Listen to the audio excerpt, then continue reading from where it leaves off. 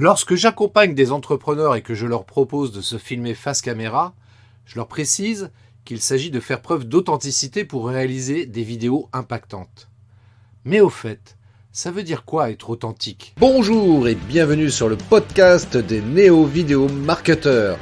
Ce podcast s'adresse essentiellement aux chefs d'entreprise, micro-entrepreneurs, freelance, indépendants, coachs, consultants. Et si toi aussi tu souhaites développer ton business grâce au marketing vidéo, ce podcast est fait pour toi et il n'y a qu'un seul maître mot, sois unique, pense différemment. Tout d'abord, merci d'écouter le podcast des néo-vidéo marketeurs et d'ailleurs si ce podcast te plaît, si ça t'intéresse et si tu veux me faire plaisir, eh bien écoute, ça serait cool si tu pouvais partager cet épisode sur tes réseaux sociaux préférés. Et puis si tu l'écoutes sur iTunes, bien de me laisser un avis 5 étoiles et un sympathique commentaire. Voilà, ça permettrait de booster la visibilité de ce podcast. Donc c'est un petit pas pour toi, peut-être un grand pas pour moi, mais en tous les cas ça me ferait super plaisir. Je sais c'est un petit peu relou, mais voilà, si tu penses que ça peut être utile pour les personnes qui te suivent également, eh bien n'hésite pas à partager ce podcast. Voilà, ceci étant dit, alors on parle d'authenticité aujourd'hui. Authenticité, alors qu'est-ce que ça veut dire? Alors j'ai regardé un petit peu dans le dictionnaire, parce qu'évidemment, quand on parle d'authenticité, on se dit ouais, ça veut dire être soi-même, ce qui n'est pas faux en soi. En vrai, ça vient du grec authentikos, et même du latin authenticus, qui consiste en une autorité absolue dérivée de autentes, c'est-à-dire qui agit de sa propre autorité. Voilà, une fois qu'on a dit ça, on n'a pas dit grand-chose en même temps, tu me diras. Alors l'authenticité, oui, ça veut dire être authentique, ça veut dire être dans la vérité vraie, si je puis dire. C'est ce qu'on pourrait exprimer par exemple par une passion authentique. Voilà, par exemple, et effectivement, c'est quelque chose de naturel. Et alors, le truc, si tu veux, il y a une phrase que j'aime beaucoup de Graf Durkheim qui dit « Être authentique, c'est accepter de voir qu'on est ce qu'on est et pas ce qu'on imagine être en regardant son personnage dans un miroir. » Voilà, déjà cette citation est déjà un petit peu plus claire. Est un petit peu plus claire.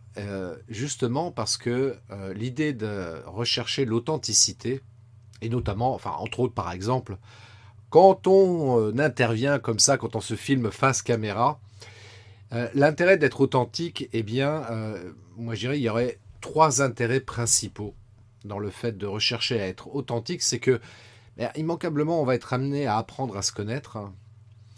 On va être fidèle à soi-même, tu vois, on va pas jouer un rôle. Et puis, on va apprendre aussi à s'accepter et s'aimer, tel que l'on est. Et rien que pour ça, je pense que ça vaut le coup justement de faire preuve d'authenticité et de rechercher justement à être authentique, parce que c'est ça qui va nous permettre de vivre une vie heureuse et épanouissante. Et donc, pour être authentique, pour aller sur le chemin de l'authenticité, pour ma part, je pense qu'il y a 3 piliers principaux à partir desquels on peut travailler là-dessus. Tu vois, je te disais à l'instant qu'il s'agit d'apprendre à se connaître et justement, c'est ça qui est intéressant, c'est de connaître un petit peu 3 choses. D'une part, ses valeurs, d'autre part, ses talents, et enfin, de savoir exprimer sa vulnérabilité. J'y arrive. Alors, justement, tu vois, je vais pas refaire, je fais ce podcast en one shot, je préfère justement rester dans l'authenticité, tu vois, voilà un exemple d'authenticité. Alors, concernant les valeurs, c'est un thème qui est très vaste, comme les 2 autres d'ailleurs, et je vais juste te donner à chaque fois un seul exemple pour essayer de te faire comprendre l'intérêt de travailler sur ces valeurs, et donc justement pour s'approcher de ton authenticité. Par exemple, les valeurs, ça peut être plein de choses. Moi, il y en a une qui me vient à l'esprit, là, c'est par exemple la liberté. La liberté, voilà, voilà, ça fait partie de mes valeurs, et en aucun cas je veux sacrifier cette valeur pour tenter de vouloir plaire à un groupe, à un groupe de personnes, quel qu'il soit petit ou grand d'ailleurs, peu importe. Être authentique, c'est aussi ça. Alors, évidemment, quand je dis ça, je me rends compte que forcément, si tu cherches à être authentique, tu risques de ne pas plaire à tout le monde. Tu risques même éventuellement d'être écarté du groupe pour lequel tu aimerais plaire, justement, tu vois. Et être authentique, ça demande du courage finalement. Eh oui, ça demande du courage. Alors tu as le choix. Tu as le choix ou entre vivre par procuration et dans l'attente d'une certaine reconnaissance du groupe. Et dans ce cas-là, il y a peu de chances que tu puisses vivre une vie heureuse et épanouissante. Ou alors te dire, ok, peut-être que si je suis fidèle justement à moi-même et à mes valeurs, par exemple, eh bien je prends le risque d'être rejeté du groupe. Et ben ça, c'est ok. Parce que en vrai, en fait, ce qui est le plus important, c'est moi, quoi. Tu vois, c'est pas les autres, hein. Les autres, bien sûr que c'est important, faut pas me faire dire ce que je ne dis pas non plus, mais en même temps, si tu veux vivre une vie heureuse et épanouissante, eh bien là, oui, effectivement, c'est toi qui est le plus important, c'est pas les autres, hein. Et donc, cette valeur qui est par exemple la liberté, ça peut être compliqué. Ça peut être compliqué. Moi, je vais te donner un exemple très simple, hein. Je vais te donner un exemple très simple. Je vais te partager quelque chose de personnel, hein. Notamment, tu vois, dans le troisième pilier, je parlais d'exprimer sa vulnérabilité. Eh bien, je vais faire le lien avec ce point-là, justement, par rapport à la liberté. Pour moi, la liberté, c'est une valeur fondamentale et je tiens à conserver cette liberté, même cette souveraineté par rapport à moi. Et en l'occurrence, concernant cette crise sanitaire dont on entend parler dans les médias tous les jours, eh bien, je considère qu'on nuit à ma liberté, à la liberté de mon corps, à la liberté de ma santé et à ma souveraineté plus précisément. Et par conséquent, oui, j'ai fait le choix de ne pas me faire vacciner. Nous sommes aujourd'hui le 4 décembre 2021. Je ne suis toujours pas vacciné. Je n'ai même pas fait un seul test PCR parce que j'estime que ça vient enfreindre ma liberté.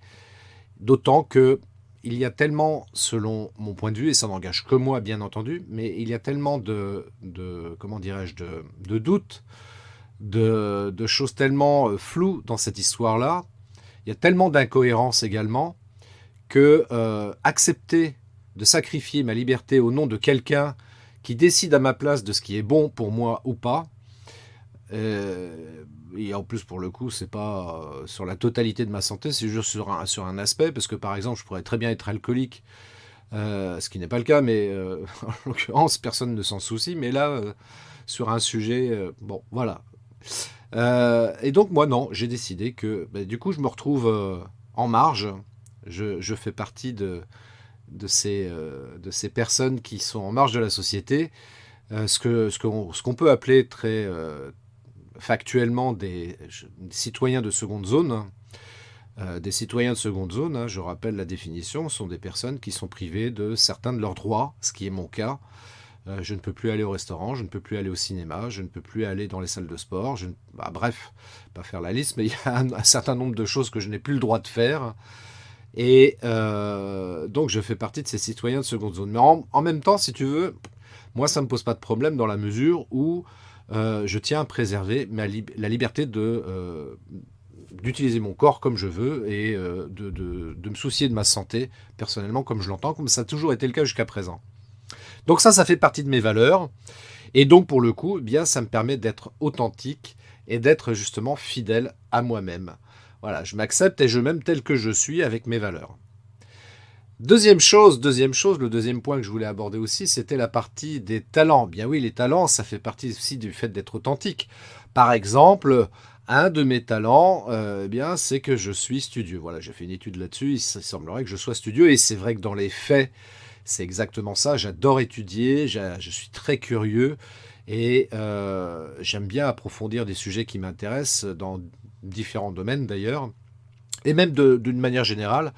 C'est vrai que je suis assez curieux de nature. Mais être studieux, c'est pas juste ça. Être studieux, c'est vraiment, voilà, quand il y a quelque chose qui m'intéresse vraiment, je vais aller étudier le plus possible le sujet qui me passionne. Et c'est ça, tu vois, ce que j'évoquais tout à l'heure, tu vois, la passion authentique. C'est exactement ça. Ça rejoint exactement ça. Et puis enfin, le troisième point, voilà, exprimer sa vulnérabilité comme je viens de le faire à l'instant. Bah oui, exprimer sa vulnérabilité, ça c'est un mot qui est pas facile à dire, hein, je me rends compte. Hein. Eh bien, c'est pas simple parce qu'effectivement, ça demande du courage, comme le fait de respecter ses valeurs. Ça demande un certain courage parce que on est une espèce grégaire et par définition, on a besoin d'appartenir à un groupe. Et à partir du moment où on se retrouve exclu du groupe, eh bien, j'avoue que ce n'est pas évident du tout. Voilà. Voilà, j'exprime ma vulnérabilité justement en te disant ça. Bah oui, c'est pas évident parce que bah forcément, il y a plein de choses que tu n'as pas envie de faire, que tu n'as pas envie d'accepter tout simplement, et bah, c'est pas simple. Exprimer sa vulnérabilité aussi, tout simplement, ça peut être aussi exprimer ses émotions, quelles qu'elles soient. Quelle qu'elle soit, ça peut être la tristesse, la joie, la colère, hein.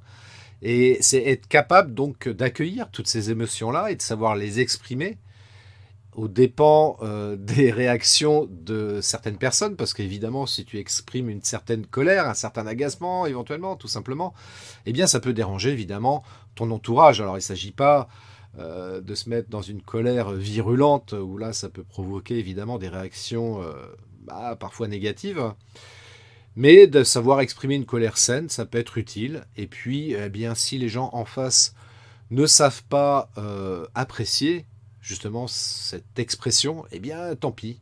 Tant pis, c'est pas grave, c'est comme ça. Au moins, toi, tu as pu exprimer cette émotion-là. Et c'est important justement pour vivre une vie épanouissante. De la même manière, tu vois, il y a un truc chez les hommes qui est pas facile, toi, de savoir pleurer. De savoir pleurer, eh bien, ça peut être bénéfique, tant pour ta santé mentale que dans tes relations, de savoir exprimer ça. Voilà, bah oui, exprimer des larmes, exprimer de la tristesse, bien oui, ça fait partie des émotions aussi qui composent l'être humain, et de fait, les exprimer cette vulnérabilité, eh bien, ça peut être utile aussi. Voilà, tout simplement, exprimer le fait que tu es un être humain comme tout le monde. Tu n'es pas un robot, tu n'es pas un super-héros. Tu es juste un être humain avec des valeurs, des talents et puis une certaine vulnérabilité. Voilà ce que j'avais envie de te partager aujourd'hui. Donc j'espère que ça t'a inspiré et que ça va t'aider justement à faire preuve de plus d'authenticité d'une manière générale. Et puis surtout dans ta prise de parole face caméra, dans tes vidéos. Parce que c'est de cette manière que tu pourras te démarquer. Plus tu seras authentique et plus tu risques forcément peut-être d'être éventuellement clivant, alors sans aller non plus dans la provocation, c'est pas l'idée, évidemment. Mais voilà, d'être authentique, d'exprimer les choses telles que tu les ressens, telles que tu les penses, et en étant fidèle à tes valeurs particulièrement. Ouais, bah c'est ça qui te permettra d'être remarqué, et c'est pour cette raison-là qu'il y a des gens, des personnes autour de toi qui vont venir vers toi, tout simplement, qui vont venir vers toi pour cette authenticité que tu as su ou que tu sais tout simplement exprimer le plus possible. Donc voilà, si tu veux en discuter un peu plus en détail avec moi, parce qu'évidemment dans ce podcast je ne peux pas rentrer trop dans le détail, ça serait bien trop long, mais si tu veux travailler sur cet aspect-là, et notamment sur les 3 piliers que j'évoquais tout à l'heure, sur les 3 points en tous les cas que j'évoquais tout à l'heure, à savoir les valeurs, les talents et la vulnérabilité, eh bien prends contact avec moi, christophetrain.fr, j'aurai grand plaisir d'échanger et de t'aider à travailler sur ces 3 sujets-là, et bien d'autres encore, et bien d'autres encore. C'est quelque chose d'absolument passionnant pour moi, de pouvoir justement aider mes frères humains à pouvoir s'épanouir dans leur vie, à pouvoir être plus heureux. Et c'est vraiment ce que je te souhaite à toi, d'être heureux et épanoui dans ta vie. Et surtout, pour revenir au sujet qui nous occupe aujourd'hui, d'être le plus authentique possible. Voilà, donc rejoins-moi sur christophetrain.fr, échangeons ensemble. Et d'ici là, je te souhaite une magnifique journée. Sois heureux et sois authentique autant que possible. Ciao. Merci d'avoir écouté cet épisode de podcast des Néo-Vidéo Marketeurs. Si tu as une question ou un commentaire, contacte-moi directement sur christophetrain.fr. Je me ferai un plaisir de te répondre rapidement. Et si tu m'écoutes via Apple Podcast, eh bien n'hésite pas également à me laisser un avis 5 étoiles et un commentaire. Ça me fera plaisir. Je te souhaite une très très belle journée et je te donne rendez-vous pour un nouvel épisode très très bientôt. Ciao!